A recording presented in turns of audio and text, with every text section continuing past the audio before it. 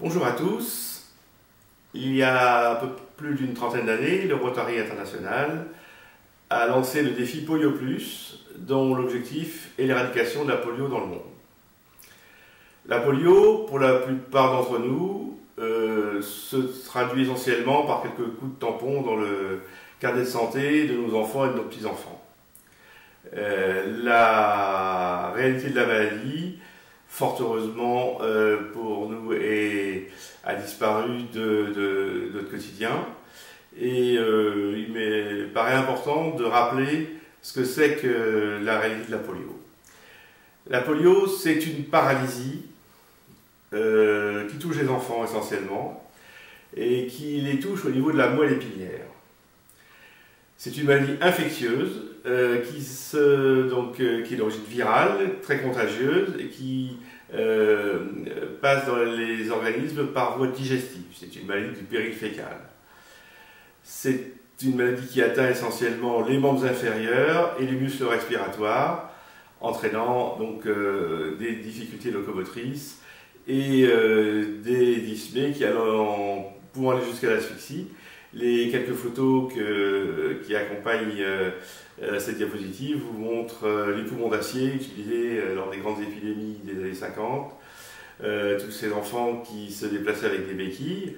Mais on voit que la maladie évidemment est très ancienne, puisque sur cette stèle égyptienne, vous avez le personnage principal qui est représenté avec une jambe beaucoup plus fine que l'autre et qui certainement était quelqu'un qui était porteur du virus de la polio. 30 ans, c'est long. C'est une réaction qu'ont pu me faire certains rotariens. La polio, ça commence un peu à bien faire. Il y a une lassitude liée à la durée du projet, la perception que le danger est lointain, qui est surtout pas du tout imminent.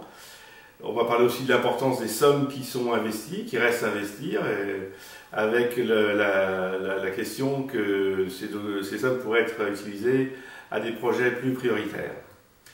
Alors, je vais essayer de vous donner quelques arguments pour expliquer pourquoi ces griefs ne tiennent pas. Sur cette courbe que vous voyez, qui correspond à la décroissance du nombre de cas de polio dans le monde, cette courbe est une courbe bien connue en biologie. Quand vous avez un problème pathologique, vous mettez un traitement, vous avez des décroissances comme ça du nombre de cas. C'est la même chose pour le nombre de cellules cancéreuses dans un organisme. Et on sait que si pour une raison ou pour une autre, on arrête le traitement avant d'être arrivé à son terme, la courbe a tendance à remonter de la même façon qu'elle a descendu. Et ceci n'est pas une vue de l'esprit, puisque les experts de l'OMS ont très clairement démontré que cette remontée est exactement ce qu'ils ont déterminé. Et en l'espace de quelques années, quelques décennies, on reviendrait au point de départ si on arrêtait les actions mises en œuvre pour éradiquer la poliomyélite. Autre élément de compréhension, c'est la traduction clinique de l'infection. 90 à 95% des enfants infectés vont avoir une forme asymptomatique, c'est-à-dire qu'ils n'ont strictement aucun symptôme. 4 à 8% vont avoir des formes paucisymptomatiques, voire avec des signes, avec des signes modérés, genre gastro, syndrome viraux, etc. Et seulement 0,1 à 0,5% des enfants contaminés vont faire une paralysie flasque, comme je vous l'ai décrit tout à l'heure.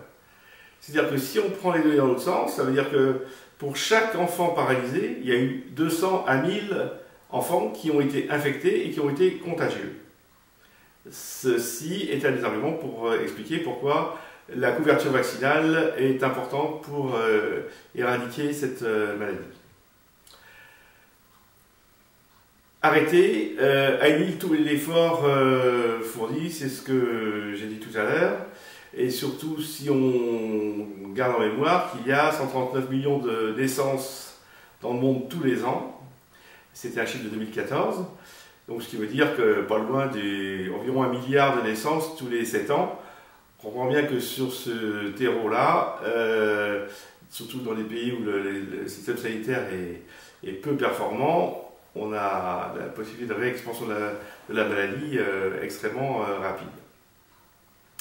Maintenant, parlons des sommes en jeu. En 2017, à Atlanta, les sommes nécessaires évaluées pour éradiquer la polio, c'était 1,6 milliard de dollars. Donc 1,6 milliard de dollars, ça paraît énorme, mais le coût de la maladie d'Alzheimer dans le monde, pour faire une comparaison, c'est 733 milliards de dollars. C'est un chiffre de 2015. Le coût du médiateur pour la CPAM, ce médicament qui a généré des gros problèmes chez les personnes qui l'ont prise, le coût de ce médicament, c'est 1,2 milliard d'euros. C'est-à-dire qu'on est dans le même ordre de grandeur que les sommes nécessaires pour éradiquer la polio. Je dirais qu'à titre personnel, le coût financier par rapport au coût humain me paraît assez dérisoire. Et d'un autre côté, c'est pas très rotarien de ne pas finir le travail qu'on a commencé. Le monde a besoin du Rotary, pour reprendre un slogan des années passées. Le défi Polio Plus a permis quand même de faire passer le nombre de cas en 85 de 350 000, touchant 125 pays, à 107 cas en novembre 2019, touchant essentiellement 3 pays d'endémie, le Pakistan, l'Afghanistan et le Nigeria. Nigeria qui est à 0 cas de polio sauvage depuis 3 ans, et on espère que cette année qu'il va s'y maintenir et que le Nigeria pourra bientôt être considéré comme polio-free, ce qui permettrait aussi de considérer que toute l'Afrique comme polio-free. Le Rotary international dans ce défi n'est pas tout seul, il a fédéré autour de lui l'Organisation mondiale de la santé, l'UNICEF, le Centre pour des maladies américains, des gouvernements, des banques de développement, et entre autres la Fondation Gates. La Fondation Gates qui s'est engagée depuis plusieurs années à abonder les dons des Rotariens. C'est-à-dire que chaque fois que les Rotariens vont donner au Fonds Polio Plus 1 $, ils vont en rajouter 2, ce qui fait que 1 $ égale 3 $. Quand on sait qu'avec 1 $, on peut acheter 2 vaccins, on peut procéder à 2 vaccinations.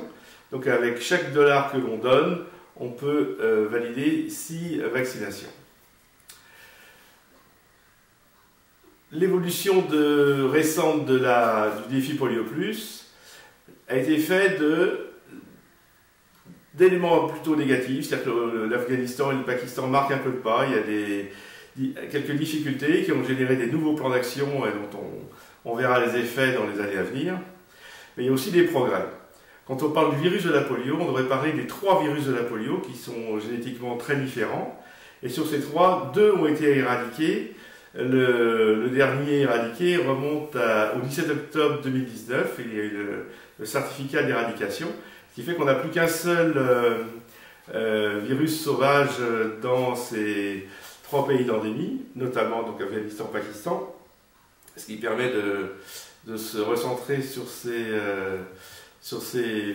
virus-là. Le 24 octobre, c'est le jour de la polio, le Polio Day. Les clubs sont invités à faire une action à ce moment-là et si possible à la médiatiser. L'an dernier, Michel Porel du club de Laval-Ambroise Paré a proposé une action d'achat de bulbes de tulipes qui a fort bien fonctionné, et le district a décidé de continuer cette action l'année prochaine. Sur le diaporama, vous avez les coordonnées pour rejoindre Michel.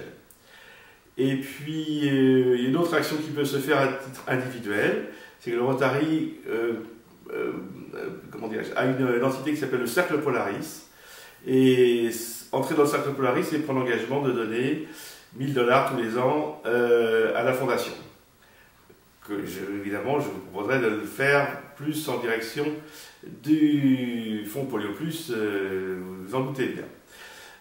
C'est Jean-Paul Escolard qui en porte la responsabilité, je vous renvoie vers lui pour avoir plus de renseignements.